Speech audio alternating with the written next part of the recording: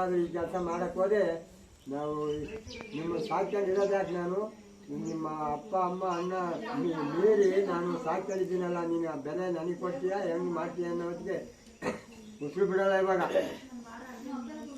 ಅದು ನಾನು ಬರೋಲ್ಲ ಅಂತ ಹೇಳಿದ್ದೀನಿ, ಅಜ್ಜಿನೂ ನಾನು ಇಬ್ಬರು ಬರೋಲ್ಲ, ನೀನೇನೋ ಹಿಂಗಾದ್ರೆ ಮಾಡ್ಕೊಂಡ್ರಿ ಕೂಕೊಂಡ್ರಿ ಅಂತಾನೆ.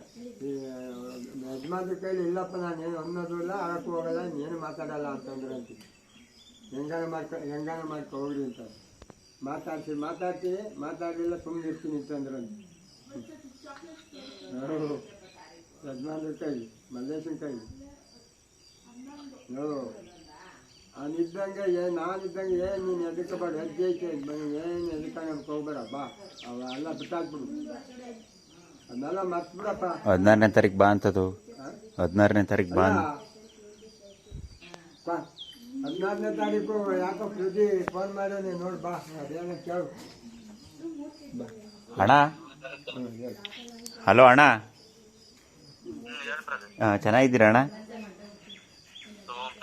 ಹಾಂ ಹ್ಞೂ ಅಣ್ಣ, ಸ್ವಲ್ಪ ಪ್ರಾಬ್ಲಮ್ ಆಗೈತಂತೆ, ಅಣ್ಣ. ಅದೇ ಏನೋ ಈ ಪೈಲ್ಸ್ ಥರ ಅವಾಗ ಮಾಡಿ ಮೇಲಿಂದ ಬಿದ್ದಿದ್ರಲ್ಲ, ಆವಾಗ್ಲೂ ಮೂಗೇಟು ಇವಾಗ ಕೆಣಿಕೊಂಡೈತೆ ಅವ್ರನ್ನ. ಹ್ಞೂ ಅದೇ ಅಣ್ಣ, 17ನೇ ತಾರೀಕು ಈ ತಾತ ಅಜ್ಜಿದು 50ನೇ ವರ್ಷದ್ದು ಇದು ಮಾಡ್ತಾ ಇದ್ದೀವಿ ಕಣ, ಆನಿವರ್ಸರಿ ಥರ 50 ವರ್ಷ ಕಂಪ್ಲೀಟ್ ಮಾಡವ್ರೆ. ಹಂಗಾಗಿ ನೋಡಿ ಬರ್ರಿ ಅಣ್ಣ ಎಲ್ಲ. ಹ್ಞೂ ಕೊಂತೇಳಿಗೆ ಅಣ್ಣ,